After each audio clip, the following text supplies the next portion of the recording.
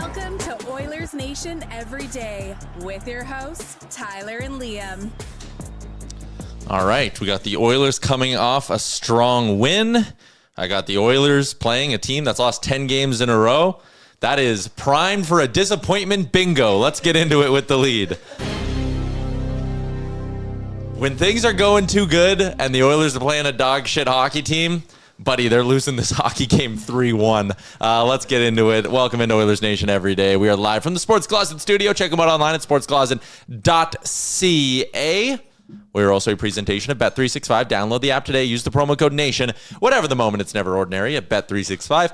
Tyler and Liam with you. Jeff Merrick soon to be with us. Jason Demers returning to the show today.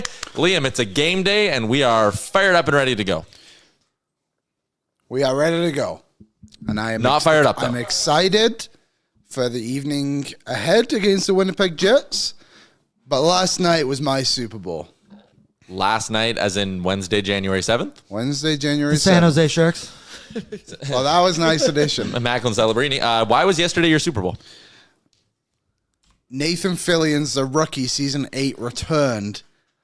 Episode 1 was a banger. The budget clearly higher because it started out in Prague.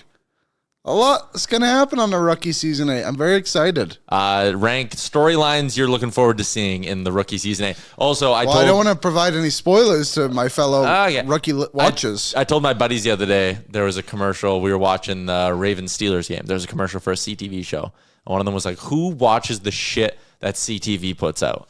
And I was like, buddy, Liam unironically loves The Rookie and Young Sheldon. Young Sheldon is a banger of a show.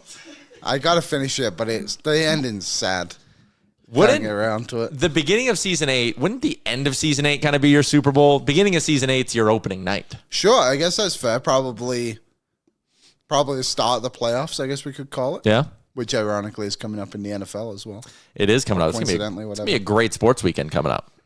Maynard said, go ahead with the spoilers. Go ahead with the spoilers. Yeah, lots going to happen. I'm not going to tell anyone anything. If you want to know more, you can DM me or you can read my my blog. Yeah, LiamsRookieBlog.com. Liam's fan fiction website for The Rookie. Does Nathan Fillion have a love interest in the show? Oh, yeah. Yeah. Oh, yeah. It's the girl from the Step Up movie who was married to Channing Tatum. What's her name? Buddy. Oh, come on. We all know her. I have seen Step Up 1 and 2, but I couldn't tell you. Let me look quickly. He has a love, yes. But it's funny, Nathan Fillion, obviously from Edmonton, and one of the other lady actresses, her name is Melissa O'Neill from Calgary. Really? Yeah. It's quite interesting. What's this girl's name? Come on. How's she not on the first page here? Oh, Jenna Dewan. Nothing. Silence. Crickets. God, get cultured. Jeez, how's no one seen Step Up? People are commenting Jenna Dewan. Yeah, everyone's seen Step Up. That's a movie. That is a movie. Yeah, she was married to Channing Tatum for a while. All right. Well, good for her, I guess. Yeah. Like a good-looking man. All right, what do we got going on here? Please address Liam's taste in TV. Silver Dragon said, "Holy crap, Tyler, your teeth look so white today." Thanks, I brushed them. And if my hygienist is listening, I've lost them too. Don't you worry. Our lineup is so good tonight. From Leave the Goalie Hanging. Love the Stillman ad. Okay, love's an interesting word here. Do you love Stillman or do you hate Regula? I don't even know if Riley Stillman loves the Riley Stillman ad. Yeah. He's such an interesting. It's very interesting that the Oilers. What would he be? Their 8th defensive option is Riley Stillman. I don't love that. I mean, it was Troy Stetcher. I guess wasn't Josh Brown supposed to be the savior for the Oilers' blue line depth this year? There was someone I saw on Twitter. Couple guys would tell you that. Yeah, 2 guys would tell you that. Anyways, he has not gotten the call up. Oilers might call on Jason Demers before they call on Josh Brown. I think Josh Brown, to his defense, is actually doing okay in Bakersfield, but still not for me. He's +6 on the season. It's not bad. Maynard says 2 words: Troy Stetcher. 2 words, not here. 2 words, not here, and 2 words. No, more than 2 words. 3 words. Wasn't good here. Like, let's not forget that equation. Mm-hmm. like he's gone to Toronto, and Toronto's been, they were in dire straits there. They needed somebody to play defense, and Troy Stecher, to his credit, went in there and filled a role and played well. But like, let's not do revisionist history on what the last, we'll call it the last 12 months of Troy Stecher in Edmonton looked like, everybody. It was not good. Like, there were points, again, more than a year ago where Troy Stecher was good next to Darnell Nurse, but that ship has long ago sailed. Like, I have no interest in doing the revisionist thing on Troy Stecher. No, I'm good too. He was a good Oiler. I liked him during his time here. The Oilers got more out of him than I think they ever were going, than I thought they were ever going to. Toronto's now getting everything out of him, which is good. I'm glad to see him do well, of course. But the Oilers, ironically, now need to go find their next Troy Stecher. Yeah, they do. And you know what? That's fine. The deadline's come. Like, I also don't think they still, despite the fact he had a bad game the other night, I don't get the sense that they have any interest in getting rid of Alec Regula. I know people are saying, someone in the chat just goes, Regula's going to be our 8 or 9 by the end of the year. No, he's not. He's going to be your 7 at the end of the year. At worst, he's your 8. Yeah. Whatever you want to look at it, whoever that commenter was, he's on the outside looking in. We can all agree on that. Yeah, I mean, when Wallman's back, yeah, you're right. Okay, when Wallman's back, he's their 7. But, like, when Wallman's back, it's Riley Stillman going down. They are not exposing Alec Regula to waivers. No. And I don't think they would expose Alec Regula to waivers until trade deadline time if an upgrade came about. You've talked about Matt Grizzlick a lot, whoever it is, the Grizz whatever. Are calling him. Yeah, the Grizz. Do you know one thing that is a good development? I'm just trying to pull up his minutes here as we go. But, this is not a good one. Jeez. I missed looking at it. Bo Akey's been a little bit better in Bakersfield. Yeah, he scored a goal the other night. Yeah, he's been okay. Bruce Kurlock, who we all miss dearly. Yeah. Ain't nothing wrong. Let me just can't come on our show anymore. We miss Bruce so much. Sometimes I text Bruce and I just say, I miss you, Bruce. So these are his minutes since this. Bruce says he's been playing well. That's why I was talking about Bruce Kurlock. Continue. Oh, these are all over the place. I can't even. Oh, this is based off. Never mind. Okay. You do your thing. I'll do my thing. Keep on plugging along then. Well, let's talk a little bit more about the game tonight, Liam. Jeff Marek, like I said, he's going to swing by in a little bit. He had Pete DeBoer on his show today. We're going to talk about that. But Jeff did tell me, he said, show might run late, have Pete DeBoer on. I said, Jeff, we do not have a guest till 1 o'clock. You join whenever you want to join. Right. Because that's the kind of stuff you do when you have a chance to get Jeff Marek on your show every week. But let's get into, this is exciting, Liam. It's a game day edition of the show. And you know who it's brought to you by? No. Our all-new friends at Capital GMC Buick Edmonton. Check out their extensive inventory of top-quality vehicles like the 2026 GMC Terrain Denali or the 2026 Sierra Denali Ultimate. Capital GMC Buick is Edmonton's highest volume GMC dealer and the #1 certified pre-owned dealer in Alberta. And you know what? If you're sitting there and you're wondering, is Capital GMC Buick the right dealership for me? How about the fact that 5 different players on the team currently drive vehicles from Capital GMC Buick? Really? How about that? What team? Our team? Well, I'll let you fill in the gaps so that we don't get legal notices. Damn, that's pretty sick. I did not know that. They are also committed to the community, raising over $30,000 last year for the Stollery Children's Hospital. We are very, very, very, very, very excited to have Capital GMC Buick on board for the remainder of the year. Game day sponsor of the show. Every game day. Welcome. It's a Capital game day. I found out what I was going to say. On Bo Akey. These are his last 5 games. 22-24 time on ice. 1948. 21-06. 22-18. 21 minutes. That's good. They're starting to use him more. He's clearly he was playing on the top pair the other He's day. progressing, I think. Yeah. And that's what you wanted to see from Akey, was like a little bit of a development path starting to form here for the guy. Yeah, I think, he's the highest plus-minus defenseman as well. 8 points in 20 games. You want to see that come up? But don't be that surprised if towards the end of the season, Bo Akey is wearing an Oilers jersey. Just to give him a shot. Maybe he'll leapfrog some guys in the depth chart. I don't think we see that till next year. I just mean at the end of the season when guys are being rested. Game 81, 82 like Quinn Hudson last year. Exactly. We got a comment in here from Kyle that said, also, you guys should raffle off guest spots to listeners. Nope. You could be on one of our shows. There's a plug. There's a plug. Bang, bang, plug. People, if you're not aware yet, we've added something to Oilers Nation After Dark. Even pregame. If you want to hype up the chat and get us going, I always say pregame is about optimism, but we've created a voicemail line for Oilers Nation After Dark. I want to hear from you, the viewer. We debuted it on Tuesday. It was a smash hit. If you want to chirp the Oilers, you want to chirp us, you want to be complimentary, do whatever. I said tasteful swearing is allowed, but yeah, it'll be always pinned at the top of the YouTube chat in both pre and post game. So let it rip, folks. Giddy up. Keep it respectful. Pre-game and post-game. Voicemail. Let's go. Liam, the Winnipeg Jets are bad. Fact. Your line was, how bad are they? How bad are they? They've lost 10 in a row. The last time they lost 10 in a row, they were called the Atlanta Thrashers, who also lost 10 in a row in the 1999-2000 season. That losing streak, though, ended at 10. So that is on the line tonight for the Winnipeg Jets. But we talked about this a little yesterday. They've lost 10 in a row. If you take out empty netters, 9 of them are by 1 goal. They've only won 3 times. They've only won 3 times in their last 22 games. Like, take away the 10-game losing streak. It was going poorly before that. And the biggest problem for them is, I mean, the guy you see on your screen right there, Kyle Connor, he's having a great year. He's on pace for 100 points. Mark Scheifele, he's having a great year. He's on pace for 100 points. Gabe Vilardi's having a really good year. He's on pace for north of 70. That's good. When you look at their forwards, okay? So you have Scheifele and Connor on pace for north of 100. You have Gabe Vilardi playing on the second line on pace for north of 70. The next player on an 82-game pace is Morgan Barron, who's on pace for 38 points. Damn.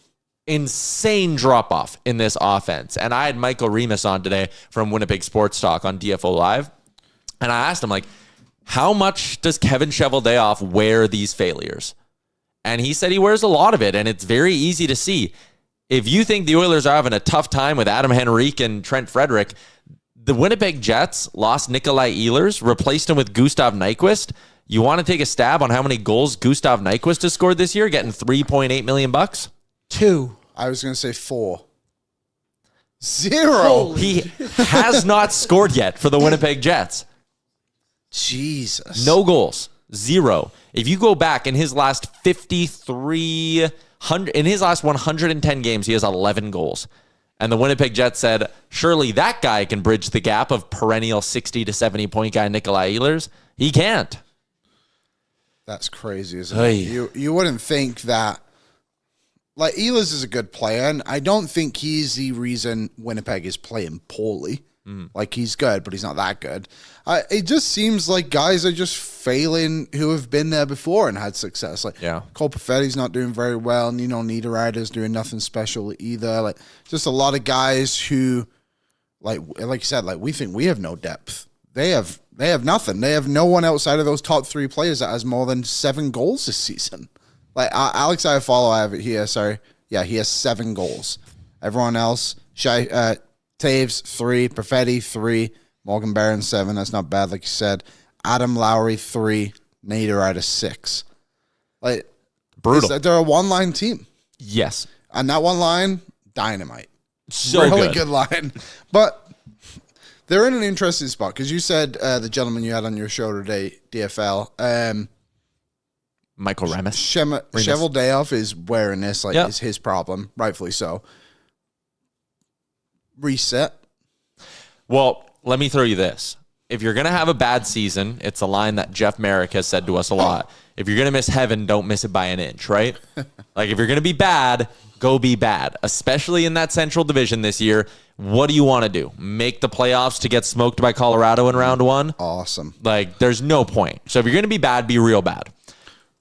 Another silver lining that can often come from a season like this is you get a chance to move on from some pending UFAs and get assets for them. I will read you their pending UFAs, and you tell me which one could even get you a second-round pick. We won't even play the first-round pick game. Which one of these pending UFAs do you think could net them a second-round pick? Ready? Gustav Nyquist. Not if he has 0 goals. Jonathan Taves. No. By the way, I know someone is going to comment in here and say the Oilers should go get Jonathan Taves. First off, he's not been good. Second off, those bonuses, holy he has $5 million in bonuses due at the end of the year. Which they might not hit. No, they're only games played bonuses. Oh, I thought they were playoff ones. There were a couple of playoff ones in there. Here, I got it here. So he gets 550,000 when he hits 20 games, 30 games, 40 games, 50 games, 60 games. Gonna hit them all. And he gets a 500,000 bonus for playoffs plus 50 games, 250 per series win. No problem on that one. Yeah, we're gonna be. And if Taves plays 50 of the games and they win the Stanley Cup, all good there, he would get $1 million. So they're going to miss out on some, but still. It's okay, so he's going to have $3 million in bonuses. Yeah. No one's touching him. Is like, my he's point. not good. So no to Nyquist, no to Taves. Tanner Pearson. A second round pick? Yeah. Oh, no. No. Cole Koepke. I don't know who that is. Luke Shen, 36 years old. No. No. Colin Miller. Second round pick? No. Logan Stanley. Not a second round pick. Maybe some team would give you a late second. Maybe. He's had a good year. So who of those are all the pending UFAs? And Eric Comrie, who's been awful. Yeah, no. Not Eric Comrie. So out of all those guys, it's not even a question of who would give you a second round pick. Who would give you anything? Luke Shen will get you something. Fourth or fifth? Yeah. Okay. Colin Miller and Logan Stanley will get you something. Probably the same. I would think at least a fourth for Miller. He's been traded for a fourth before. Yeah, I think like Miller. I think Shen and Stanley. You're looking at maybe a third. You can maybe get a third. I think Stanley maybe just because people love that. Younger, size. 27. He's huge. Yeah. I could see a team taking a shot on him. Miller probably gets you a fourth. Pearson and Nyquist. Couple fourth, fifth round picks. Yeah, fifth round picks. Taves, you're not moving. Koepke. You got to think, as I say, fourth and fifth round picks. It was only 2 or 3 years ago that Jack Roslovic was traded for a fourth round pick, unretained. So, I also asked Michael, are there any players with term that the Jets maybe wouldn't be married to? Nino Niederreiter surely is on that list. I think they like Nino Niederreiter. Okay. But Alex Iafallo popped up. The ultimate rat. The wannabe rat. Yeah. He was once on the list. 2 more years at $3.6 million. Do you have any interest in Alex Iafallo? 7 goals in 41 games this year, has never hit the 20 goal mark. Do you have any interest in a player like that? Or is that someone who is just the exact type of thing we're looking for the Oilers to avoid going forward? Aaron, can you make a poll about this one? Sure. And then we'll get to and our guest is here too, so we can get to our guest. I think it's just someone the Oilers should avoid. For my reasons being, firstly, I think he's a good player. He's perfectly fine. Loves to play in the top 6. The Oilers don't have that spot, and they're just doing this exact same thing with Andrew Mangiapane right now. And I think it's been made clear. I think Freeman had to report too on his podcast. The Oilers need guys that are going to accept bottom 6 roles, and I just don't see that happening. If he was a pending UFA, I would have a lot of interest in him. Yeah, sure. But he's just not. I think he's a good player. Someone said Mangiapane for Iafallo. I'm not doing that. You need something different if you're. To be honest, I might. It's a little bit cheaper, $300,000 cheaper. Think of what you could do with that. Can it get worse than Monch? Like it's maybe. A flyer. I don't want to find out. Yeah. And he's a right winger too, right? Yeah. All right. The right side is weirdly getting busy for the Oilers, which has not been busy for years. Let's get out to the guest line. Our next guest, Jeff Marek, is brought to you by Oodle Noodle. Oodle Noodle is proud to support Sports Central. 10% of in-store sales from their ginger beef box go directly to Sports Central for the entire quarter. Donate your gently used sports equipment and help kids play with Oodle Noodle and Sports Central. As we bring in our good friend Jeff Marek from The Sheet. Iafallo for Mangiapane. We're doing the big debates today, Jeff. These are the massive things that are riveting the nation right now.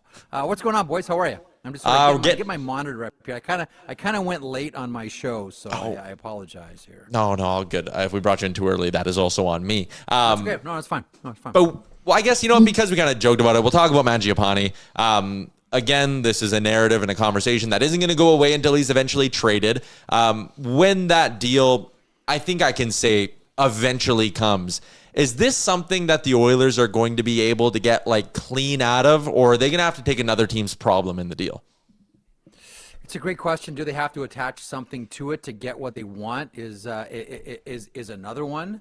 I don't know. It's one of those interesting situations where you're trying to get out obviously as clean as you possibly can. But given the nature of the player and the number and the desired return, you may have to either take a problem or add a little bit of a sweetener to it.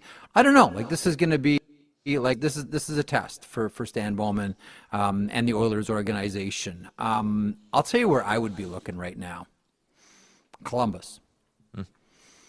I would be looking hard at Columbus with the thoughts of what can we do with the Columbus Blue Jackets to help us build a successful third line. I know we've talked, like, it seems like every time that I come on here, we're talking about third line and how the Oilers are going to be able to do this thing without taking Ryan Nugent-Hopkins away from Connor McDavid. I wonder if there's a Boone Jenner / Charlie Coyle something they can do with the Blue Jackets that will help move things along to building that third line for the playoffs, which we all know is critical.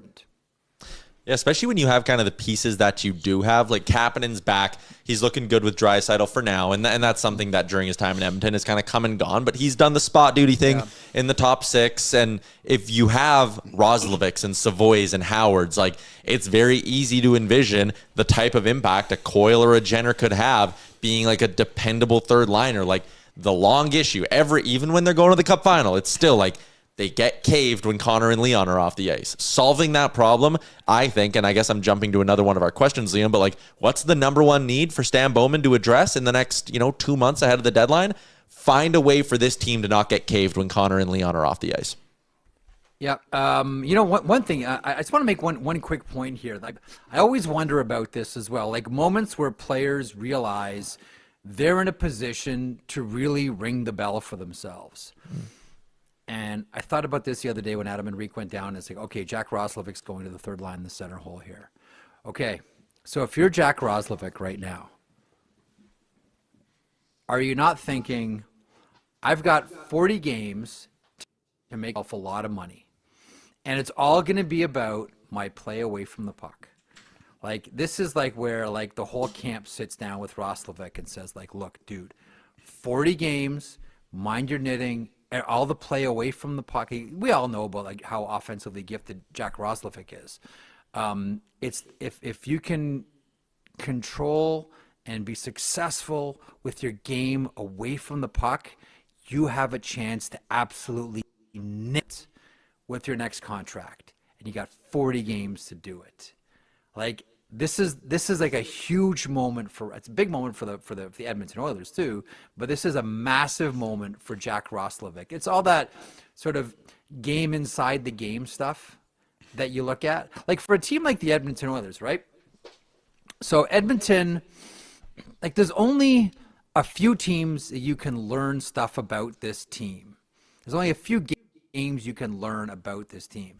You learn about what, who they are based on what their record is against Vegas, against Dallas, against Colorado, against Minnesota. Other than that, not that they're empty calorie games, because they still count. But like, as far as like when you get to the level that the Oilers are at, how many games a year can you really learn something about the team? 20? Right? Yeah. Like, how many times have you guys sat here and been like, you know what? Yeah, they won, but did we really learn anything about the team? But then you got to start looking at the record and the competition between some of those other elite teams and go like, it's an 82-game season, but there's only 20 games we can learn things about this team. Does that make sense? Mm-hmm. Yeah. I think last game we learned a little bit about him, and it's that guys like Mangiapane, Frederick, Henrique, like, aren't fitting the style of play that the Oilers want to play with. Like, obviously Henrique, I keep saying Frederick. Henrique left the game and they formed a third line that was Roslovic, Savoy, and Howard, and it was awesome. It played with a ton of pace and brought some offense. Gave him more a fourth life. line too with Lazar, who's okay, what's he do? Well, they just work their bags off. Like, I love the point you're making. Yeah, but my question is, and someone put it in the chat, and I think it's been something that's brought up, and I don't agree with this, but do you sense there's any disconnect between the players Stan Bowman is getting and the way Knobloch is executing them? Ooh, that's a good one. I mean, I really love the way that Jay Woodcroft used to try to confuse coaches, right? Like, Woodcroft, I mean, how many different times did you see Connor McDavid in a game where all of his line mates changed? and it would just confuse the hell out of the other coach. Like, he was always like Woodcroft. I'm a big fan, obviously. He would always be in a position to try to upset the other team. Knobloch's not like that. He's not that style of coach. And Liam, if I can throw in one thing about that third line, that looks like a really good like regular season third line. I just don't know if that's going to be a difference maker in the playoffs. Agreed. Right? Yeah. Like, that's like a cool line. Like, hey, let's see what like Howard can do here. Let's see Matthew Savoy. This is awesome. This is all fun. I don't think anyone's looking at that and saying they're going to do for the Oilers on the third line what Salson did in 2007 with the Anaheim Ducks, or what Lister-Rainen's line did for the Florida Panthers, or what Yanni Gourde's line did with Tampa Bay Lightning, etc. That's why I think like the one thing that you're looking at with this third line is, and again I keep coming back to it, that's your difference maker, right? That's your difference maker. And the other thing too is, when it comes to players like, and I'll focus in on Isaac Howard in the first place here, someone like Ike Howard. They're either players for you right now, or they're players to help you get the players that you need. And right now, this is like Connor McDavid like opened up a very specific window, as you guys all know, for the Edmonton Oilers. And if you want the team to get younger, that's fine, but that's going to involve a little bit of babysitting here. I don't know that Connor and Leon have the time or patience to really babysit a lot of young players to get to where they're going to go. So I think that, Stan Bowman's going to probably have to trade to get to where they need to go. So that's why I sort of come short of, are they getting the right players for Chris Knobloch and the way that he wants to play? I think one thing I've always found intriguing that happened last season, where you talk about like Savoy and Howard in this example aren't going to help the Oilers as much in the playoffs as we would all like them to. I look at what Florida did last season with Mackie Samoskevich, where he played 72 games in the regular season, scored 15 goals, 31 points, solid season, played 4 games in the playoffs. They went out and got Brad Marchand, and their third line got way better. And now they have Samoskevich, and he's good for them. And he's gone through it with them. I think that's the approach that Oilers fans should probably expect, right, as we continue the third line conversation. Sure. And I don't think that you're like specifically saying that like where Isaac Howard is right now is where Mackie Samoskevich was last year, because Mackie Samoskevich, as far as like playmaking, is still, or was still, sort of light years ahead of Isaac Howard. Like, bluntly, he still needs to learn how to play, make, and pass at this level. And like around the net, like there's no denying Isaac Howard is a really, really talented player. But as far as making plays, passing the puck, playing with that pace and being able to make plays, he's not there yet. He still, to me, looks like someone that needs more time in the American Hockey League. But, Liam, your theory's right. Your theory is 100% right. Like, sometimes you just do things in regular season for an investment for next season, knowing that, okay, this person's going to be in a holder position this season until we bring in, I just use for example because I mentioned Columbus, Charlie Coyle or Boone Jenner. And then next season, you see the dividends start to pay off. I want to talk a bit about the Oilers' opponent tonight, the Winnipeg Jets. William and I briefly went through their Puckpedia a couple of minutes ago, and it was like, okay, well, if they're not going to make the playoffs, who could they sell? And it's like, ooh, God, they don't even really have anybody to sell. Like, their pending UFAs are underwhelming. Like, is this just chalking up to be a lost season in Winnipeg? It looks that way right now. Like, we have not seen a fall from grace like this in a lot of generations, right? Like, this is not, you don't go from President's Trophy winner to last in the NHL, and I refuse to believe that it's just because they lost Nick Ehlers to the Carolina Hurricanes. This is a team that can't score. This is outside of the top line, and they don't seem to have any desire to separate that top line. That line seems locked, and that's it. They still need a second line center. They still don't defend. I've always wondered about the size of the back end as well. The other thing about Winnipeg, and you guys all watch the games, like we all watch the games. Last year when you watched the Winnipeg Jets, if they were trailing in the third period, what did you think? They're still going to win. Yeah. Yeah. They're going to come back. And they did. Right? That's what made Winnipeg such a compelling team to watch last year. We would watch the Winnipeg Jets. It didn't matter what happened. Going into the third period with a lead, yeah, they're going to hold it and they're going to win, or they're down 2 pucks. Doesn't matter. They're still going to find a way to win. And this year they haven't. It hasn't been there. Has the Connor Hellebuck injury set them back? Of course it did. Although I can't hang the entire season on Connor Hellebuck's injury here. This is a team that has really good players at a lot of different positions. Obviously, when you start with Connor Hellebuck and Josh Morrissey and Mark Scheifele and Kyle Connor, like, okay, these are great, humongous, like elite pieces to build around. It's just everything around them just seems so shallow. And it's like, if you're Kevin Cheveldayoff, where are you choosing to spend the most of your resources? And the other thing with Winnipeg, and this is where it gets really scary, because, like, Tyler, let's take it one step further. There's this year, okay? And you look at it like, Winnipeg Jets headed to we've seen this happen with teams before. Take it like every year, there are teams that have 100 points the season before and that fall out of the playoffs the next year. It happens, right? It happens. And Jason Greger is always mentioning this point, and he's always right.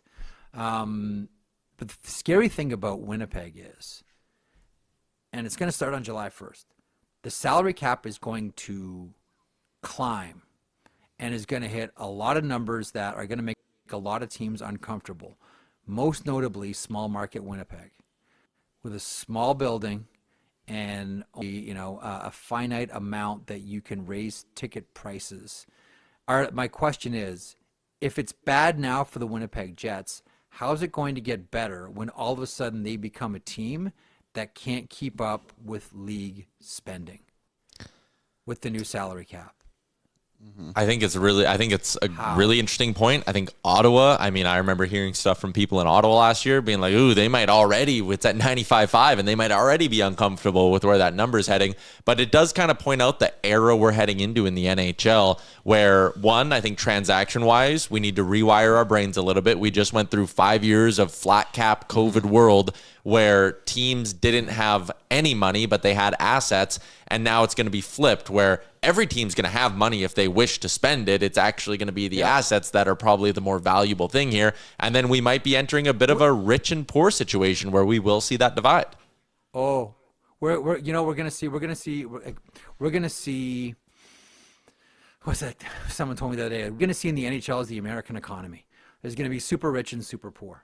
Like what you're going to see is, and you're starting to see the beginning of it now, like the removal of the middle class in the NHL, which is exactly the opposite of going back to 2004, 2005 and the lockout and what the salary cap was actually supposed to achieve, at least publicly. That was the reason stated. The real reason was franchise value, and that's all gone through the roof. But parity was a call of the day coming out of 204.05, and now it seems as if with this rising salary cap, I really do wonder about the Winnipegs. And Tyler, you mentioned the Ottawa Senators, and there are other teams as well. And the other thing too is with all the free agents getting locked up, the only way out of this is to trade. Yeah. Mm-hmm. Like the only way, like you're going to get better. And listen, not everybody is wired like Bill Guerin, but Bill Guerin's right. Like, don't wait for July 1st. Right? Teams are locking up their assets. Take big swings. It could be exciting because that's the only real way outside of a couple of guys in your organization pop and start to have career years. That's the only way you get better. Mm-hmm. So maybe, just maybe here, we're going to start to see an era, because we didn't see it in flat cap, of big trades in the NHL. Maybe. And I'll let you, because you have a really good question that I know you want to ask Jeff after, but my closing point on this is to tie together that with the Winnipeg Jets. How much fun would we be having as hockey media if Kyle Connor didn't sign that extension at the beginning of the year? Trade target, it'd be the best. Oh, and everyone be trying to get him to the Detroit Red Wings. And you know what? They would be right to, because when you look at the Red Wings, as good as they are, we don't want to revisit the feud between Dylan Larkin and Steve Yzerman last year after the trade deadline, where Yzerman didn't do anything in the sniping press conferences back and forth after. Detroit still needs one more top six forward and one more top four defenseman. Mm-hmm. We would all be marrying him to the Detroit Red Wings. And everyone will be quick to point out that he played at University of Michigan. Liam. So, we all had the quote Yes. the other day from Trevor Zegras. He's having a great season in Philadelphia. Yeah. Change of scenery. So, maybe there's no one, but who do you think that next player is that needs that change of scenery? And why do you think it's Jordan Kyrou? Got an angle. Wow. I think there's any number of players on the St. Louis Blues right now who could probably use the change of scenery. I think Jordan Kyrou is right up around that. It's funny. I was having a conversation with someone today about the St. Louis Blues. It very much feels like, outside of, even though I guess CJ had him on a tour, outside of, Robert Thomas and some of the Jake Neighbors of the world and the Dalibor Dvorskys of the world, kind of looks and feels like the St. Louis Blues are open for business like in a big way. And I'll tell you, one of the names that I really wonder about here is Poots Suter. How many teams will look at Suter and say, that's our guy. That's our guy. That's our guy for the playoffs. As Doug Armstrong looks to set the table for Alex Steen taking over as general manager of the St. Louis Blues. But here's the thing about Kyrou.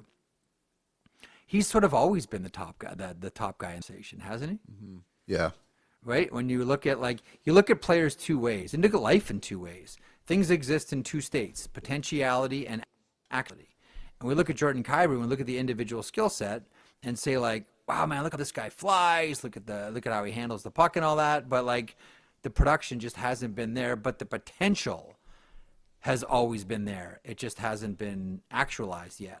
Like, one of the players, I'll tell you, and I get roasted for it still to this day, and I love it, on Twitter X about this, is Joe Veleno.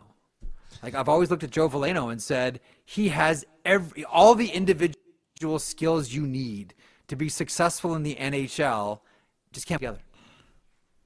Just can't put them all together. And you look at Jordan Kyrou, and there are flashes where he looks brilliant, and it looks flashes like, oh, it's finally working. He's finally got it together. And at the end of it, boom, it's just not there. But he's right up around the top of the list every year. Last one I got for you. You had Pete DeBoer from Team Canada's coaching staff on the show today. Did he tell you who's playing with Connor McDavid? He did not, but we spend a lot of the conversation talking about. We spend a lot of the conversation, and I wouldn't be surprised if this player ends up playing with Connor McDavid. We talked a lot about Macklin Celebrini. Yes. Last We night. talked a ton about Macklin Celebrini. And like the great thing about now with Pete, like, first of all, Peter back to 1995, okay, in junior hockey. Every September since then, he's been a head coach somewhere in September. Like, that is an unprecedented streak. Well, hockey and NHL, so 17 years in NHL, 14 or 15 or 13 or 14 in junior hockey. Every September he's been a head coach except for this season. September rolls around. So he's got a good eyeball of a lot of these guys.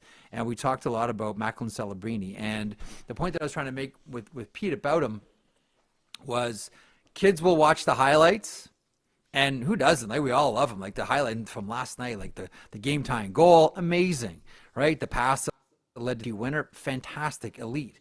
And coaches will always look and go like, yeah, that's all great, but look at the play away from the puck. And that's what's going to distinguish Macklin Celebrini and allow him to, no matter where he starts and what line he starts on, I wonder if there's a Macklin Celebrini magnet in the hip pocket of Connor McDavid. And eventually, by the end of the Olympic tournament, we see Macklin Celebrini playing with Connor McDavid.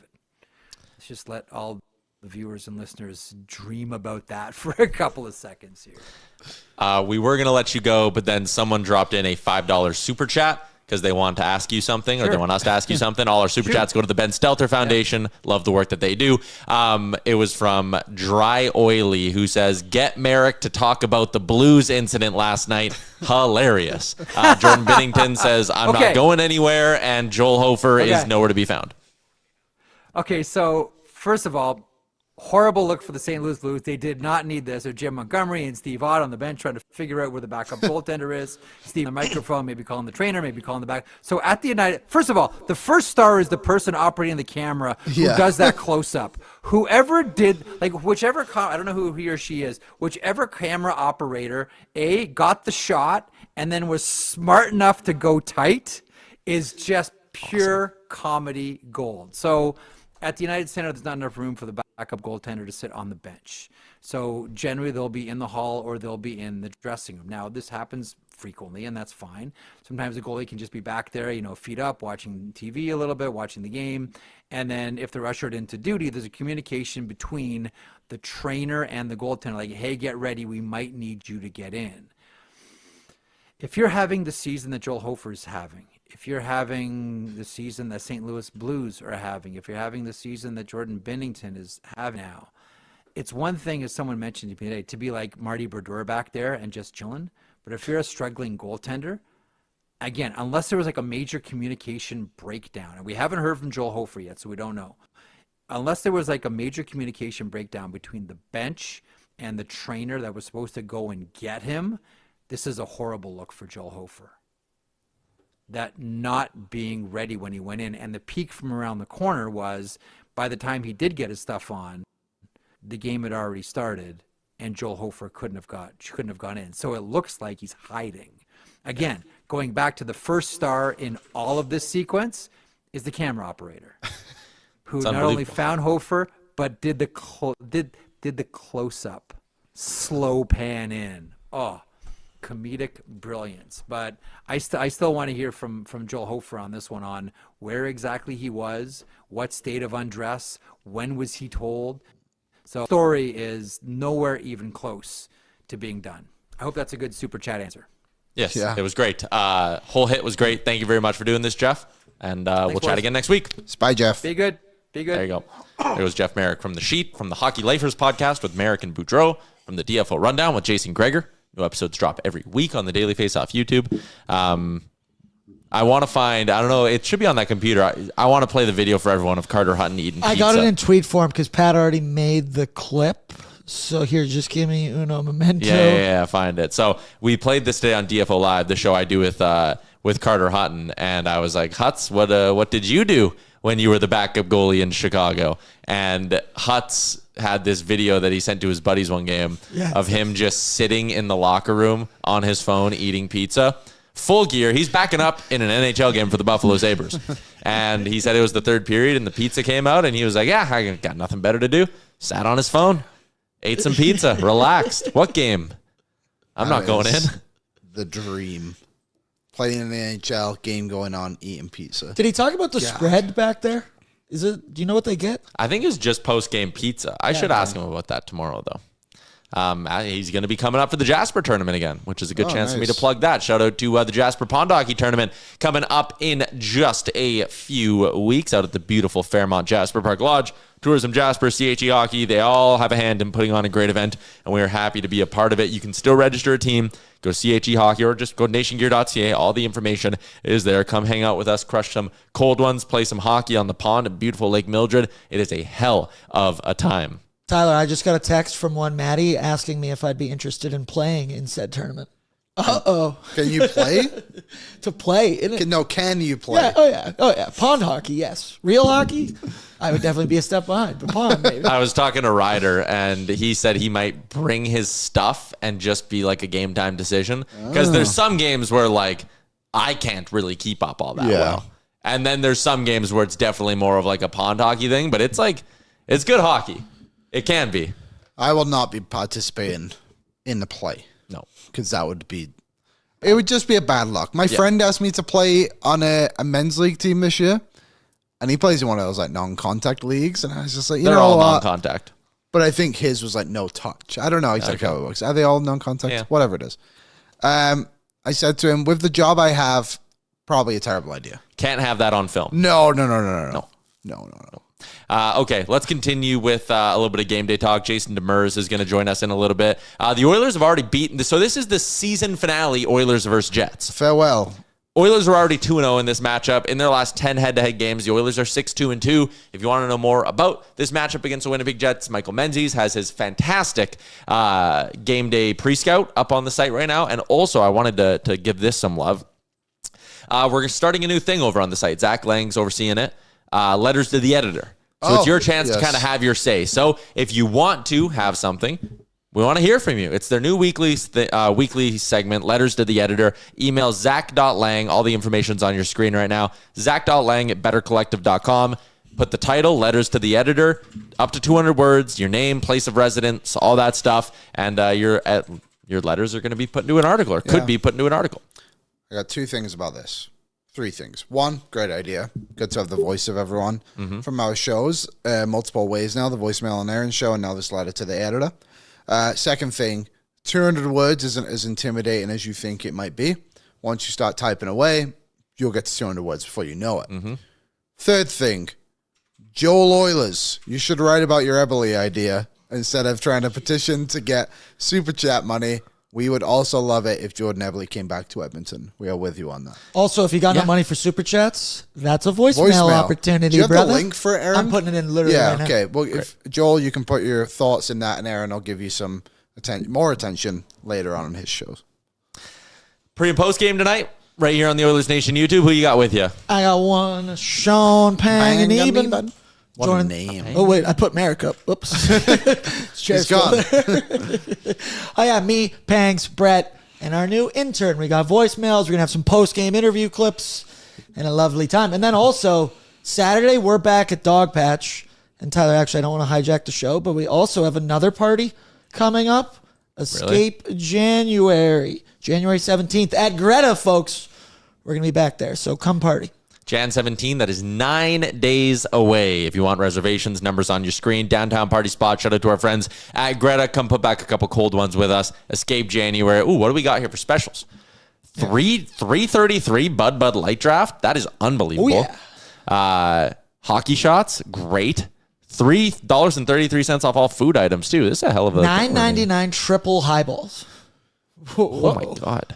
Triple hat-trick. Yes. $9.99 triple highballs all night once a hat trick is scored. All right. If the Oilers win in OT, $5 off all sponsored drinks. That is unbelievable. This is my first time reading this, so that's why I'm so invested in what the specials are, because I'll be there, and I hope you are too. It's gonna be a good time. You know what else is that weekend? Not that many people would know, but it's a great event as well in Edmonton. The John Reed tournament is that weekend in St. Albert. Yeah. Mm-hmm. You going to be there? Yeah, a lot of... Swing by my place for after? Get me there for breakfast. I'd love that. I don't think you're that close to there, right? I'm very bad on like where everything is in St. Albert, because I've been there for... Everything in St. Albert's like... actually, I shouldn't say this because the lights are shitty, but everything's less than 10 minutes away. Okay. Good to know. Good to know. Should we keep cruising along? Whoa. That woke me up. Who put that there? Just once again, got to give some love to our new friends because it is a game day. Capital GMC Buick in Edmonton. You can check out the dealership, 9751 34th Ave Northwest, or online at capitalgmcbuick.ca. Again, Jason Demers swinging by in a little bit. Someone in the chat said every time Demers comes on, it feels like he's living his best life. Speaking of someone who hasn't been on the show in a while, do you have the picture of where Jay is today? Someone asked. They were like, where the hell's Jay recently? This was Jay's view. He sent his bet for today and then sent us this. He's golfing in Mexico right now. And my response to him was, and this is why I love the company we have, because your boss can text you something like this. And I said, God fucking damn it, don't send me shit like that. And then he said, you should bring your ladies here, because he said he's having a great time in Mexico. Jay, I don't think we're going to the same places on vacation. No, I don't think. I'd be playing at like the equivalent of Rundle Park in Mexico if I was to go there. Yeah, I'll try and go to where Jay goes. I'll be doing what Kramer did in Seinfeld. I'll just be teeing up balls on the beach and hitting them into the ocean. I ain't playing where Jay plays. Is that a Titleist? Is that a Titleist? But let's do our Bet365 Game Day Betting Challenge. It's brought to you by, you can probably guess, Bet365. Download the app today. Use the promo code NATION. Whatever the moment, it's never ordinary at Bet365. I'm coming off a win. I'm coming off a win. Jay's coming off a win. Everybody is, well, two of you are inching closer to the positives. Edging. I am firmly in the positives. What was my bet last game? What did it pay? I don't know. You tell me. It was like plus 290 or something. I think it was like 290 exactly. Yeah. I feel like I should be up more than this because I was positive before that. Or did I we thought miss so too, but my equation seems wrong. But I can't figure out how it's wrong. But I think this is what you're at. Because you lost back-to-backs against Pitts with the... Wait, was the last game Nashville? Yeah. My last bet was plus 490. Was it? I'm way higher up than this. Okay, let me... relax, okay? Some of us are just trying to get some equations down here. Plus, what was it? Plus 490. Okay. 490. I'm sure we could go back to... I see what happened here. I see what happened. Got to the bottom of it? Yeah. These numbers are all wrong. I know what's happened. God damn it, this is not good for me. What was Jay's last bet? Plus 225, I think it was, right? Mm-hmm. Okay. I could go back and Because find he took the belt line, You mean this is confusing? No, this is fine. So what I did was, because I forgot a game against the Winnipeg Jets last time they played them, I just copy and pasted my own stats and put them into U and J so I didn't have to type out everything again. But then I left in my stats. So my bad. So these are the real numbers. Hold on. Do we I have got any- it. You're 5.1 units. I'm the same. And- J is, hold on, 2.25. Okay, there we go. J is minus 2.55. I'm the same. You're 5.1. Okay. We're good now? Everyone's good? Everyone's I got a happy? good lead, which means I can play it a little bit safer, I think, and just try to keep climbing up. So here's my pick for tonight. Again, for all the reasons I outlined early in the show, I don't trust the Oilers' money line tonight. Everything on paper says they should absolutely roll this Winnipeg team. I just don't trust it. So give me Hellebuck over 23.5 saves. I love that line. I think the Oilers can get to 30 shots again. They crushed their shot over-under against the Preds, and I like Connor McDavid to scoop up 1 point and continue his league-leading point streak. Plus 130. Liam. Plus 290. Woo, you like a win tonight. I like a win tonight. I liked what I saw the other day. I thought the offense was there throughout. We haven't seen that since before Christmas. I'm going to go with the Oilers money line. Oilers over 3.5 goals. McDavid 2 points. Plus 290. Because that was a lock. And that would put me over the hump. Get you back into the Yeah. positives. What did Jay want today? Under 5.5 and the money line. This is what he said, right? Yeah, this is what he said. Plus 310 for Jay. Last time the Oilers played the Jets, this would have cashed. That's true. I'm just looking here at the Jets. So over the course of this 10-game losing streak for the Jets, under 5.5 has hit 1, 2, 3, 4. It's hit 5 times in the 10-game losing streak for the Jets. Okay. I think, too, with Calvin Pickard being in net tonight for the Oilers, I don't foresee Winnipeg only getting 1 goal again. Yeah, I think that's probably fair. Like, again, I get why you're going back to Cal Pickard. I And get with, it too. With so much hockey coming up, also Pickard from Winnipeg. We like that storyline. We're all good giving Cal Pickard this start. I just don't think, I don't think you can go into this game being like, watch Pickard stop 39 of 40 again. Like, that's just probably not happening. Yeah, it seems bad. So Pickard is starting. Oh, did you have something else, Dad? So you said they've hit the under in 5 of their last 10, right? Yeah, during their 10-game losing streak. It's hit You 5. do your thing, I'll do my thing quickly. I just want to do some math. Here's the rest of the lineup for the Oilers. This is what I was going to get to. Nuge, McDavid, Hyman. Top line stays the same.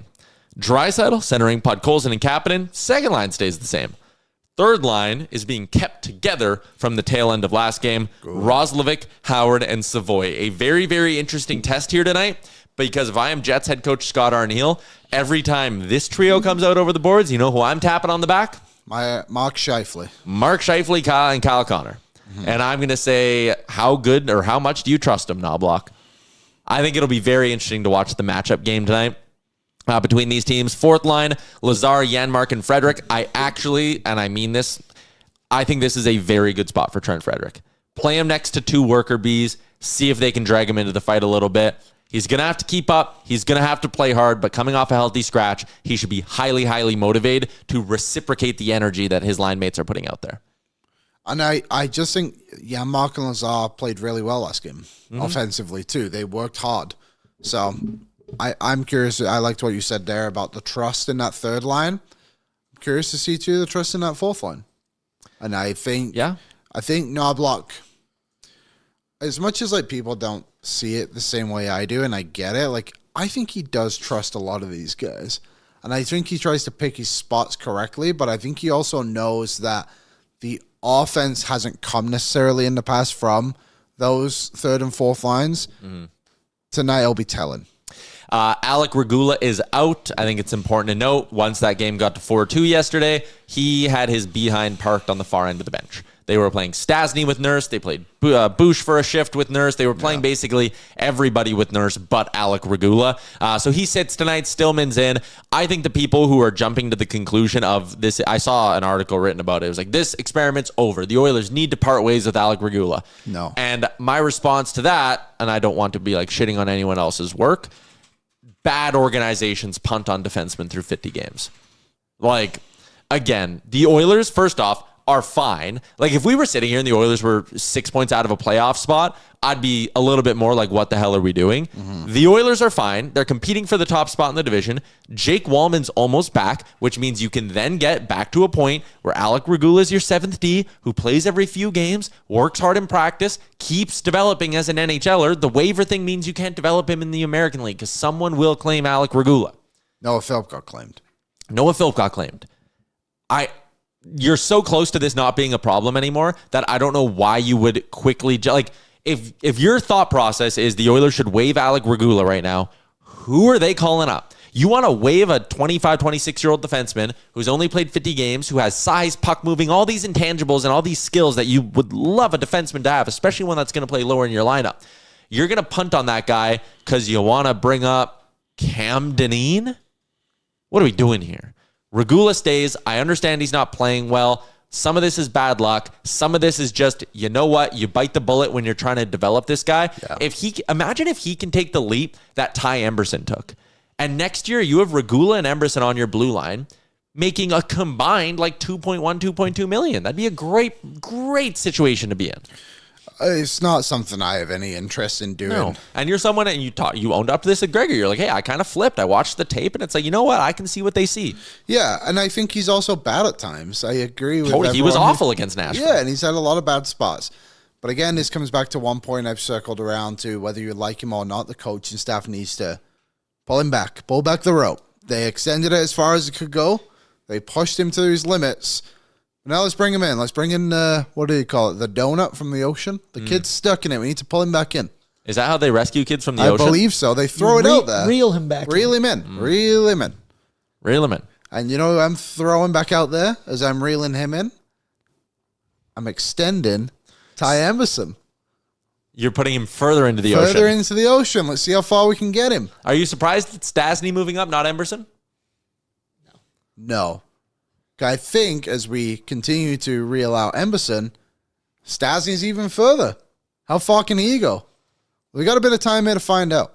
We do. I think it's worth an experiment. One more quick thing. Adam Henrique going to be out till after the Olympic break. The Oilers themselves officially announcing that last night at around 5 o'clock. So that solves your LTIR concerns. Although they're probably just going to trade Andrew Mangiapane right away anyways. That's fine, though. We want to be accruing cap space. Oh. All makes sense there.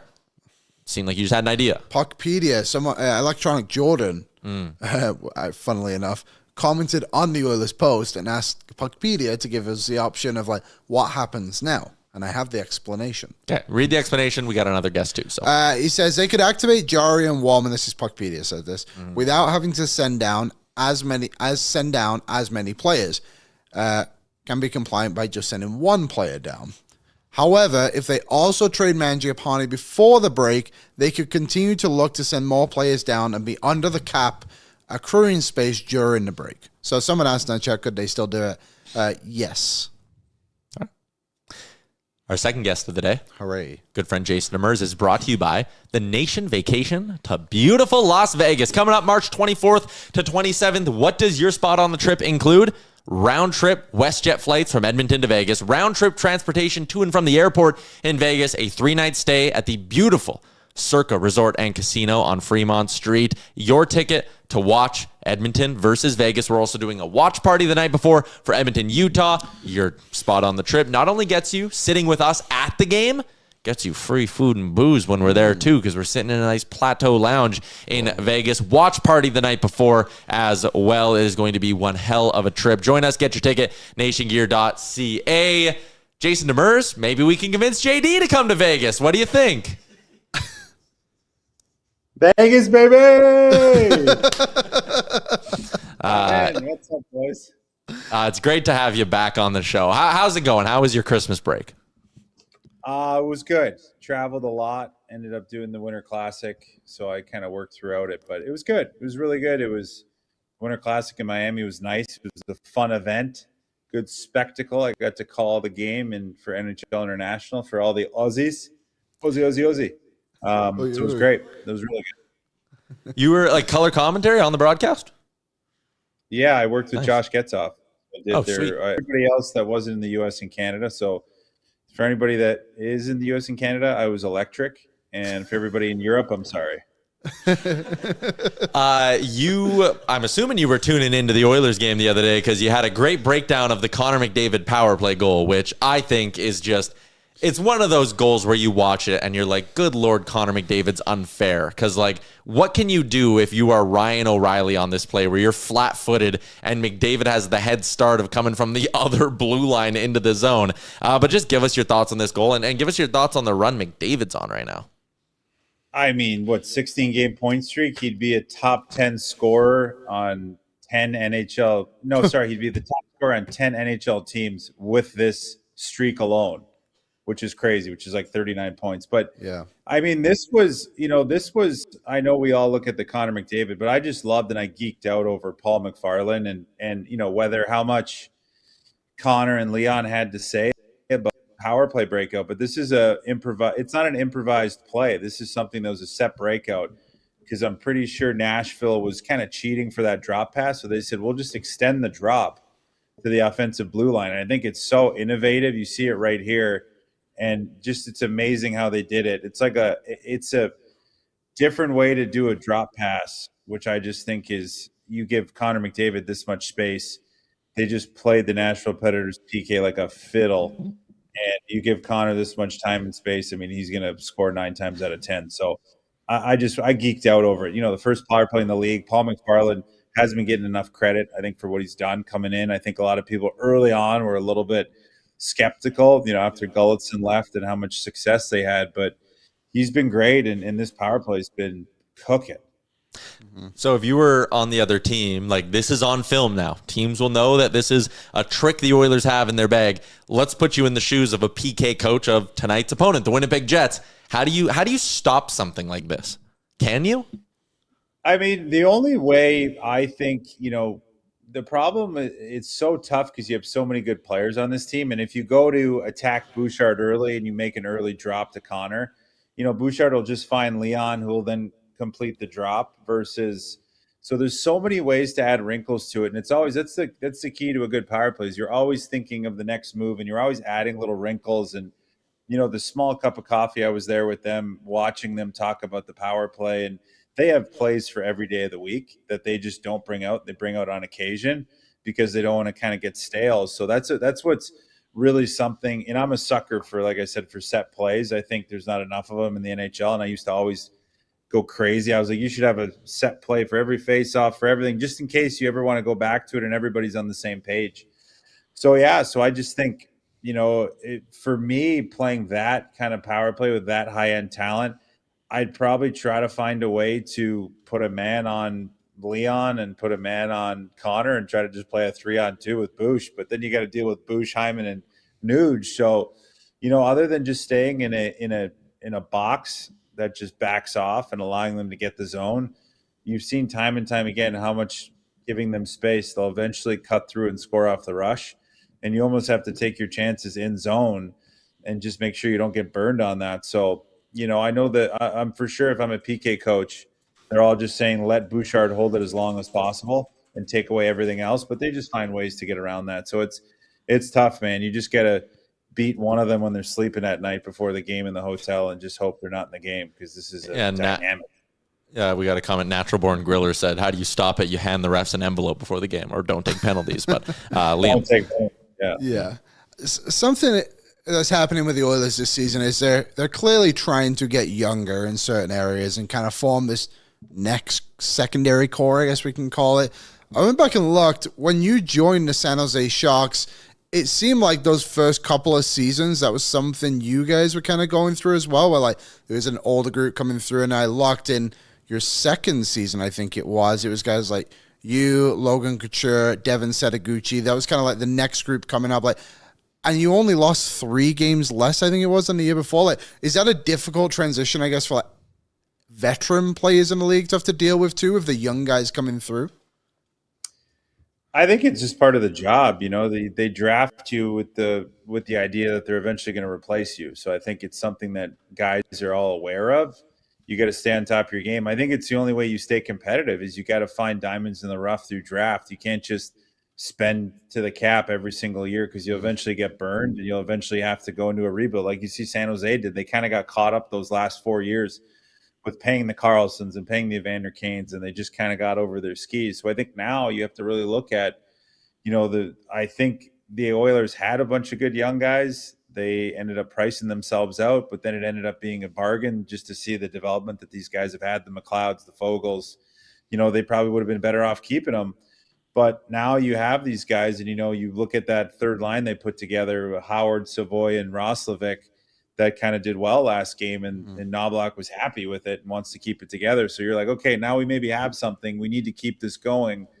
But that's just more, drafting and scouting and you finding the right guys that fit. And I think Connor and Leon probably have a lot of say in who's in the lineup more than the team would let on, because just the way they react to certain players, you can see if they're not happy with them, they're off the line fairly quickly. So, but yeah, it's, I think Edmonton may have realized they missed a couple years ago with Broberg and Fogle and all these guys, and now they're trying to rectify that and find the next wave. But you can't look back in the past. So they're going in the right direction. I think they're lucky this season with the way it started that the Pacific is such an absolute hot mess that they're fine with having this, and they might end up having a nicer path to the conference finals and finals than even last year. So, because the Central, those top 3 teams are going to kill each other once again. So, yeah, I think they're just in a good place right now with 15 games left before the break, and they got 10 that are at home, and home is where the heart is for them. So I think they're in a good spot right now, just by the way how the Pacific set up. So for me, if I'm them, I'm like, let's find what works on the bottom 6, and just let Connor keep being an absolute psychopath out there. I hate him. So good. It is like, it's unfair. That penalty shot on Saros was just like, Saros had no hope in hell of stopping that. He's a joke. I hate him. I don't like him. I don't like the way he looks. No, he's amazing. he's amazing. And we kind of said something. I think when he scored that goal, we were on NHL Tonight, and somebody's like, if that's anybody else in the league, we're out of our seats, and we're like, oh my God. Yeah. But everybody's kind of just like, oh wow, awesome. There's another highlight. Great. He did it again. Yeah, it's so good he is. It's just a credit to him and the work he puts in, man, because he is something special. Yeah, any other player, it's a career highlight for him. It's like the 16th nicest goal he scored in the last 2 years or whatever. Yeah. I want to talk to you about a little bit lower in the lineup, or at least in the example of the last game, totally out of the lineup. Trent Frederick and Andrew Mangiapane. We're halfway through the year. Those guys are still fighting it. And I got into a really spirited debate on one of our other pods the other day with one of our co-hosts who was like, they're just lacking confidence. If they get their confidence going, like, everything will improve. And my take was like, I don't have a problem with the lack of offense. For me, it's like the lack of effort. They're not hitting. They're not skating as hard as we've seen them skate in the past. And I guess the way I'm framing this, like, is that unfair of me to like totally disregard confidence and just be like, work harder? Or can your confidence kind of affect your ability to like play a physical brand of hockey? Like, could it explain Trent Frederick's struggles? I just think people, unfortunately, Trent Frederick, I heard he's a great guy and things like that. I just think, he got paid a lot of money, more money than maybe he should have, and credit to him. I'm a big proponent of guys getting their money, but people might expect more than he's going to be able to give. And I think Mangiapane may be the same thing. And I know, unfortunately, when you come to the Edmonton Oilers, you're going to get less minutes unless you're playing in that top 6, and you have to find a way to produce. So I agree with you there that it takes some time for guys to realize that, hey, you may have to play a brand of hockey that you're not comfortable with and you don't want to play because, we all want to be the guy playing, 14 to 18 minutes a night as a forward. But when you're on this team, you're not probably getting that. You're probably getting 12 to 14, and you got to find a way to make that 12 work. And it stinks playing 12 to 14 minutes if you're somebody that wants to play more. And I agree with fans and you of being like, hey, like you got to do more and work harder. And sometimes you're just like, well, what's the point? I work as hard as I'm going to do, and I'm not going to get any more just because it's where the cookie crumbles, because we have so many good forwards on this team that take up so much space. But that's where you have to look in the mirror as an athlete and be like, is it more important my personal, success or the team's success? And where's the intersection? And is one more important than the other, or are they kind of aligned at this moment? And I think in terms of effort, they got to go, hey, I got to fall in line because this is a team that can go back to the Cup final again and win a Stanley Cup. And that's more important than maybe playing the extra minutes. And so you have to kind of fall in line. So I agree to both sides of it. I'm sure it's very frustrating. I've been there where you sometimes feel a little bit helpless, and it's tough as an athlete because your whole life you're like, I can play these minutes. I've shown I can play these minutes, and I can't do anything to get those extra ones. So I'm just like, okay, whatever. And you just get kind of stuck. Woe is me. But I do just think, I was a fan of re-signing Tread Frederick. I don't know to that term in money. We talked about it at the finals, Ty, when I saw you, and I kind of said, ooh, I'm not sure. I'm like, congratulations to him, but I'm not sure if that was maybe a little bit too much too soon, and maybe let him kind of get his feet under him. Because now also you got to think of the pressure on him. And I feel for him because it's like, yeah, I get it. You're getting your money. You're an athlete and he should be happy. But like, it's pressure in a Canadian market that expects a lot of your bottom 6 guys as much as they do Connor and Leon. So it's because everybody expects to win, and the fans in Edmonton have been through a lot, and they don't want to lose this feeling of being perennial Cup contenders. So they're going to put pressure on him. So it's up to him to kind of get out of it and prove what he's worth. Because I do think at his best, he can be a very contributing player to this team and provide physicality and be aggressive and fight when he needs to, but also put pucks in the back of the net. So he's just got to refine his game. Mm-hmm. Obviously, the Olympics are coming up pretty quick here. Mm-hmm. The Lions, yeah, I don't know if you heard. Team Canada announced their team the other day. Didn't take any Oilers besides McDavid. Crazy. Either way. Be happy. You think that's a good thing? Rest them up. I think with the condensed schedule, as much as, listen, I think the Broberg one's salt in the wound for the old Oilers fans. Who? Salty one. Yeah, he's good. He's a pretty good player. Could have signed him. Anyway, no, but I think listen, the teams with a lot of players going with this condensed schedule, I'm a little worried. So I feel like the door could be open for some teams in the playoff hunt that get that extra rest. My question was going to be, do you think Celebrini and McDavid should be line mates? I think that would be exciting to watch. Mac squared? No, I don't think so at all. Oh. No. I think Macklin Celebrini likes to carry the mail as much as Connor. I think there'd be a little bit of an issue there. I think for me, Connor McDavid, I would love to see Tom Wilson on his side because Tom Wilson reminds me of Zach Hyman. And that is what I would try to recreate, because if you remember at Four Nations, they kind of struggled finding somebody for Connor. Mm-hmm. So the best way to do it is try to recreate his line mates in Edmonton and something similar. And Tom Wilson, I think, would be perfect for Connor. Connor needs guys that are going to go to the net and finish off those spectacular plays, because he needs to carry the mail and hold on to the puck and make plays. So for me, I had Tom Wilson and I had Brad Marchand as his line mates. Two guys that I think could be guys that could disturb and also take the onus off him and also get pucks back to him. So for me, I had those two. Those kind of reminded me of Nuge and Hyman the most. I would have Macklin with Nathan McKinnon and Crosby. That would be my other line, would be my third. That would be my second line, of just because Sid will let Mac and McKinnon kind of carry the mail, and Sid will kind of let those guys go and be able to cover for him defensively. And then from there, I'd kind of build out the back end of the roster with those other guys. But I think Connor needs to be with a guy that can keep up with him because Tom Wilson can. He's fast. People don't think he's fast. They're out of their mind. He's very fast straight away, like Zach. And I think he would just be a perfect complementary player for him. So I'd be interested to see. Maybe I'm right. If you're sitting there and you're trying to recreate Connor McDavid's line mates, why wouldn't you just bring one of Connor McDavid's line mates?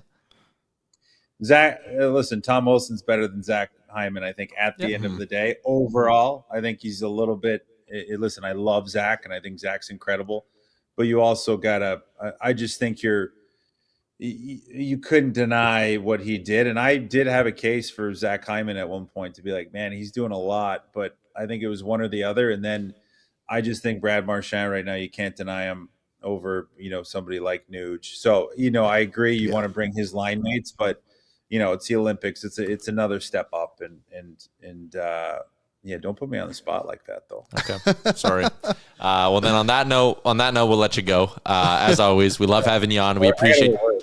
Yeah. You got shit to do. We appreciate you giving us some time, though. Always love catching up. All right, love you, boys. See ya. See ya. Bye, Jason. Jason Demers, former NHL defenseman, works at the NHL Network. Olympian, that is correct. Thank you. It's one of the favorite stories anyone's ever told. When we had him on, it was one of the first times we had him on, and we asked him about that, and he talked about how much it meant to him being an Olympian. I thought that was awesome. Love having JD. Do you remember the other one he had of how he went to Casey's house? Oh my God! It was the first show we had him on. The story should be on our YouTube, I think. We should re-bump that. Yeah, it's so good. And it was him. I think he was with Lucic, and they just weren't giving him any love. And he's talked to his ass like, I don't think we're signing here.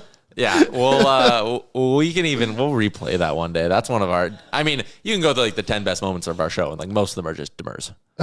Yeah, pretty much. If you're on the video right now, please leave a like and subscribe. Mm-hmm. Again, you'll see a pinned comment here on our chat. That is for the post-game show tonight, where Aaron will listen to your voicemails. What'd you get through last night? 7 or 8 of them, I think we did 7, but I actually wrote ONAD voicemail. If you got something for pregame, send it on over as well. If you've got maybe an idea of a line combo, anything, you got some bets you like, throw it in there, and we'll play it on the show. All right. Here it is. I'm going to put the link to the Demers video in the YouTube chat right now if you want to watch it after. It's a great video. Naeem goes, Demers, cat food, Demers. Ryan said the Grant Fuhr interview was my fave. The Grant That Fuhr was also my favorite. And then we almost got there with Bruce Boudreau. So close. We were so close to losing it with Bruce. His wipers were doing overtime behind him. Just the camera flip while he's taking a sip of his pop. And then couldn't handle it. Everything about Bruce was amazing. Him asking me if I'm related to Ken Yaremchuk, leaving the call before I answer. And then I go to text him, and he just reads it and he's never responded to me. Oh, yeah. Unreal. I don't think we'll ever get him back on the show, but the one time we got him. It was glorious. Those one-time guests might be the best ones. Yeah? Not JD. Grant Fuhr and Bruce. Yeah. Speaking of which, we need more guests on the show. So if there's anyone out there you like, earlier in the show, the chat was being like, Jamie McLennan sucks. And Jamie McLennan's great. First off, Jamie McLennan is great. Second off, we've never had him on the show. Yeah. What are you guys talking about? He goes on Barn Burner because him and Rhett played together in Calgary. Yeah, Jamie's great. Do you know one guy I love? But he's not an Oilers guy, but Mike Johnston is awesome. I sent a link to the stream. We could maybe get MJ on. Maybe we have a trade. Is it the Penticton Bees one that just happened? Laurent Brossoit. Really? Where do you think he's going? Don't look at the chat. Oh, you'll never guess. Carolina. No. Can you? Is it East or West? West. Pacific. I'll give you 2 guesses. Pacific Division. Okay, so it's not Edmonton.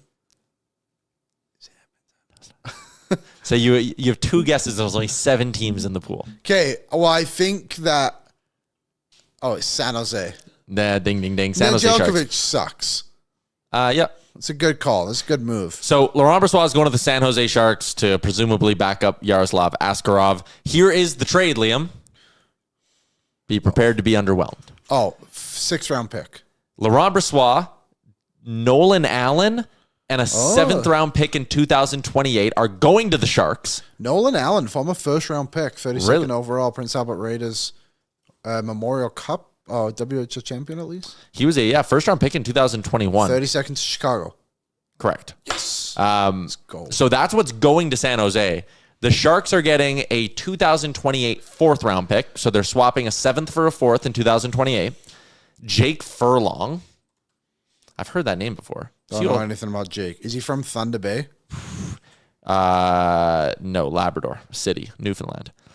He has 1 goal in 78 career AHL games. That's not bad. Okay. Oh, here we go. Thank God. Thank God. Ryan Ellis. I haven't used Frank in a very long time, but he had it specifically. Yeah, Ryan Ellis. So it's basically the dead money, the LTIR money from Ryan Ellis, which has 1 more year on it. I'm assuming that's because San Jose wants to get out of LTIR space next year, so that kind of makes sense because Carey Price's deal comes off the books. Damn, this is a good deal for San Jose. Really good deal. No, like, I'm not going to... If Ingram wasn't playing well, I'd be pissed right now, being like, why didn't the Oilers get in on this? But I'm not going to pump up Nolan Allen, but the fact you got a former first-round pick like 3 years after he was drafted, yeah, that's good. And you got a goalie in Brassois. 5 years after he Was drafted. it 5? What is he now, 22? He's 22. But, like, for a San Jose team whose blue line is And if you're going to sell off, UFAs, you're going to sell off at the Yeah. deadline some of those Oh, I UFAs. like You have a that young deal. guy. It's a really good deal for San Jose. good for them. I'm glad Brassois is going to find a home he deserves to try and get his career back on track. He's gone through a lot of Someone said I'm a little pissed. I There's just no need for the Oilers to do it right now, right? Yeah. No. Someone has said, is Ryan Ellis retired? Yes. for years. When was his last game? 2019? Yeah. Can I throw you one more thing to talk about before we wrap up the show? Throw it at me. Let's say Jari's back for the game against Pittsburgh 2 weeks from now. That's the 22nd. Would you just keep 3 goalies till the deadline? Nope. No, I would not. I would trade Pickard to whatever team needs him. And I would trust that Ingram and Jari can stay healthy. And if I had to worry about it, I know he's nothing special, but at least Tompkins has played in the league. They also have the young guys in Johansson, who then Unger's doing well. He can step up in Bakersfield. The others have so many goalies. It's the one position I'm not worried about based off, like, do they have enough guys to step in? What's the downside to just keeping Pickard as your third goalie? Money? Adam Henry's hurt. Money doesn't matter. Okay, then I guess to that point, sure, but I just think eventually you're just in a situation where no one likes 3 goalies. I know. And my thing is, like, I don't see a reason to wait. We're using the 22nd as the return for Jari. Sure. I don't see a reason for 10 days because then you're at the roster freeze. I don't see a reason for 10 days to risk Pickard going on waivers. I have no problem keeping him around for those 10 days and being like, hey, man, you're the third goalie. Like, you're not going to play. Okay, sure. And then if he's back, did our internet just turn off again? No, we're good. Okay. At the end of those 10 days, you get to the Olympic break. You come back from the Olympic break, and, like, if Henrique's back, ready to go, everyone else is healthy, then I'll have, like, a conversation about it and be like, all right, Cal, like, I guess you can use that 2 weeks to find something. Yeah. For him. Okay, sure. I guess in that scenario, yes. I wouldn't go further than the you said deadline. Trade deadline. I would potentially we don't know much about Henrique or if there's going to be another injury. I'd be fine running 3 goalies up to the trade deadline. Then at the deadline, I'd say you got to make a decision. Maybe you could even use Pickett as like a bit of like Jeff brought up Charlie Coyle there. Yeah. Like, hey, Columbus, we want Coyle. Take Mangiapane, take Pickett's money. We'll give you a 3rd-round pick. And then can you retain $1 million for us? Something like that. Something like that. Sure. I guess in that scenario, yes. I'm not really worried about... I don't like to play the hypothetical of, like, what if someone gets injured? Because I know, yeah. that might just happen to any player. But And, there's like, you don't have replacements for everyone on the roster. And I just think, like, again, like, Tompkins is nothing special, but neither is Calvin Pickard. And that's kind of just where I would stand on the idea. Yeah, I think there is a line, though, between, like, you're right, you can't just sit there and doomsday everything. Yeah. But there's a line between, like, doomsdaying and just being cautionary with depth and keeping a layer of depth around. So, again, like, I wouldn't keep 3 all season. I just would keep them for a little bit. Maybe you can even measure where the league is at for goalies, too. Yeah, you could. Like, Because we did the other, what was it, like 3 teams, I think, that kind of needed a goalie? Pickard would probably end up in Carolina or Ottawa if they put him on waivers. Do you think Carolina would? Now, I know that one fella's out for the season. Kochetkov. But, like, how's Bossy doing? Great. Anderson?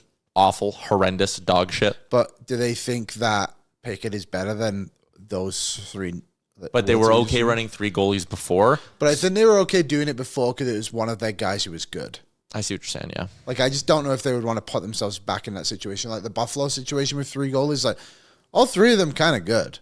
Like, Someone just keeps getting hurt. Yeah, so that's kind of side of it. I would like to go through. I know Ottawa's in a bit of a goalie situation right now, and like maybe there's some other teams too. I can't think of off the top of my head.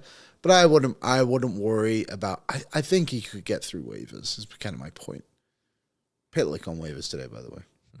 I don't know which one. There's so many.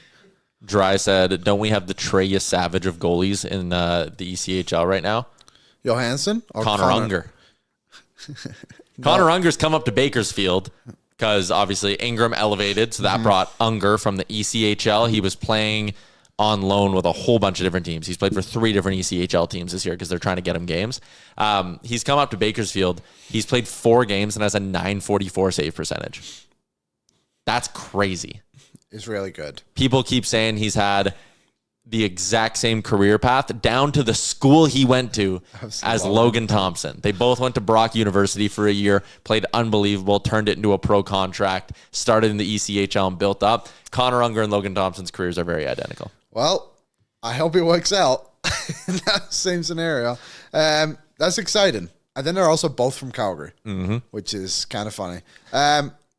I don't think he's obviously coming to the NHL anytime soon, but the Oilers have actually done well at getting goalies the past couple of seasons. Obviously, Nathaniel Day should be making his NHL debut any day now. Connor Unger is a good one. Samuel Jansson.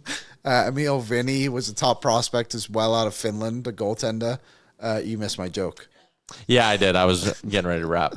What was the joke? I was giggling back here. I was giggling. Nathaniel Day will make his NHL debut any day now. He's late.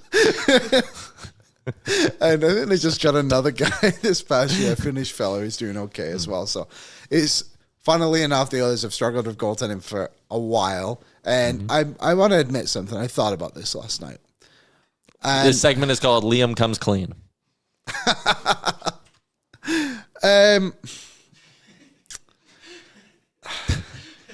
Watching Connor Ingram and Tristan Jarry over this past month or so has made me come to realize that Stuart Skinner was never the guy.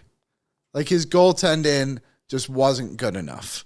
And I'm willing to admit They went to 2 cup finals. I know. And I think he had his moments, but I think this season it became pretty clear that he just wasn't the answer. I think he had moments over the years, but seeing those two, especially Unger, like, I thought Joaquin Gage had a really good point on the panel the other day where he's like, Ingram plays a soft game in the sense of like he's just able to absorb everything. There's not a lot of stuff bouncing off. He was last game against Nashville. I disagree, but you didn't think he was like that? Last game against Nashville, he kicked a lot into the slot. Interesting. I thought he was okay. I thought he did good. The other games, I would argue, he had bad rebounds. But I just think that seeing those two, it's like maybe they're just different goalies. Yeah. But I just think it's less chaotic is kind of my point. it's so much more technical to the eyes. Yeah. It's, There's I feel like no wasted motion or movements, nothing erratic or Skinner less. was a busy goalie. I think Skinner's an NHL goalie, and I strongly disagree with a lot of people who are like, he'll be out of the league in 2 years. Like, nope, he'll get a new contract this year and keep going. I just think those two goalies showed me that they are maybe more suited for Edmonton than what Skinner was this season. Sure. There you go. Liam's thoughts brought to you by... I don't know. Yeah, shout out Capital Capital GMC. GMC. Welcome to the show. Quickly, we talked about this before the show. We meant to bring it up earlier. When I make my coffee at home, Oh, yeah. whether it's Keurig or I'm pouring it from the pot, I put my cream in first, and then I pour the coffee, and then I don't need to like mix it. I don't put sugar in my coffee either. Me neither. No need. Yeah, just cream, and then I pour, and then you don't need to do a spoon and stir. And when I said that, both you and Aaron looked at me like I was crazy. That's the logical way to do it. Sure. I'm making a poll right now. I don't know if there's a wrong way to make a coffee. I just like to see, like I have a lot of different cups. Yeah? So sometimes I don't always use the same cup for my coffee. So sometimes I put it in and it's like, shit, there's not a lot of room in this cup today for my coffee, so I don't have as much cream. But if there's more room, I'll put in more cream. So I just don't think I can judge it based off like, I'm going to assume this is enough. So I know the majority is going to go coffee first, cream second. I'm just telling you guys, and I know, yes, black coffee drinkers, you are better than everyone. Yeah. Thank you for telling us. You're real men. We get it. We get it. You're great. You put the cream in first. There's no way your mugs are so small that a 12-ounce Keurig's overflowing it. There's no way you're putting that much cream in. I would say, do you know those cups that you get that like the sports ones? Yeah. Those ones definitely struggle to hold a 10 ounce. Joel is commented he's having a day today. 3,000 times today. Same he comment. Says, what kind of poll? This is not hockey related. Oh my God. I'll say I've always been a coffee first, cream second Joel. guy, but when you explained the logic the logic's there. I the light bulb started going off and I was like, wait, because even as you said, the more you pour the coffee in, you'll see then the color of the coffee. Yeah. Bang, you know right there. You know when to stop. There you go. Dry is an interesting point. Cream can curdle. If you pour hot coffee onto it, cream needs to temper. I don't know what that means. No, it's the same thing. You're either putting it in hot coffee or putting hot coffee on it. I ain't buying that. My cream is never that's curdled. why he says that's why a hollandaise sauce breaks. I don't know what all this means, but it seems interesting. I don't see the connection there, but I'm willing to listen to it. Throw it in the voicemail. But 68% of the people are saying coffee first, cream second. Cream. I'm telling you guys, once you do it, you'll never go back. Life changing. I'm going to test it out tomorrow morning here. Yeah, I'll give it a go. I'm not. Just try it once for me. I know. Your life will be so much easier. You'll never need to pull out a spoon and ding, ding, ding, ding, like stir around your cup. It's a ridiculous, unnecessary step. I like that Liam's so straight up. He's just, no, I'm not doing that. There's just no need. Coffee ends up in my cream either way. Why would I change? You do my way first. I used to, and then I saw the light. There you go. Not changing. Tyler, are you using oil-based creamer or actual half and a half? Soy dairy-free creamer, which is probably part of why it doesn't curdle. Maybe because it's not real cream. What if you put too much cream? I just don't. Just pour as much cream as you usually like. If you drink coffee every day you shouldn't be like, God, I don't know how much cream to put in. Oh, fuck. Back-to-back comments, fighting Amish. Wrong, Tyler. Lance, immediately, I stand with Tyler. We're split here. What if you put too much cream? Like, what? It's a fair thought. Dry said he will send in a voicemail on his cream thoughts. I just thought of it. You put alcohol in your highball first. Yeah, because then you don't need to stir it a bunch. Yeah, I guess. But that's gone a bit quicker. I think that's a different scenario. This conversation has broken my glass, and I've been thinking about it for 90 minutes. Someone said Tyler's revealing a lot about himself. Yeah. Let me also add that I don't make my first coffee of the day, as you guys know. I live a very spoiled life at home. Insane. When he does at-home shows and he's yelling, Amber! I roll around in my bed like a zoo animal until someone brings me my coffee. Okay, that's the wrap. Good show, everybody. I don't eat cereal because I'm not 12, Andrew. There's nothing wrong with a bowl of cornflakes in the morning. Just plain cornflakes. Yeah. What's your go-to cereal? I feel like you're against everything that the regular folk does. Throw some wood chips down and eat those for breakfast. Eat mulch. I have to go. That's a wrap on today's show, everybody. Enjoy the game tonight. Post game. Aaron, Sean, Bang, and Eben right here on the Oilers Nation YouTube. We're back tomorrow at noon Mountain. We'll see you then. Enjoy the game. Oil up. What's up, Nation citizens? If you enjoyed today's episode of Oilers Nation Everyday, make sure you hit the subscribe button here on our YouTube to not miss any of our content. We got you covered from interviews, insight, analysis, everything you need to stay up to date on everything around the team. Hit that subscribe button so you don't miss a video.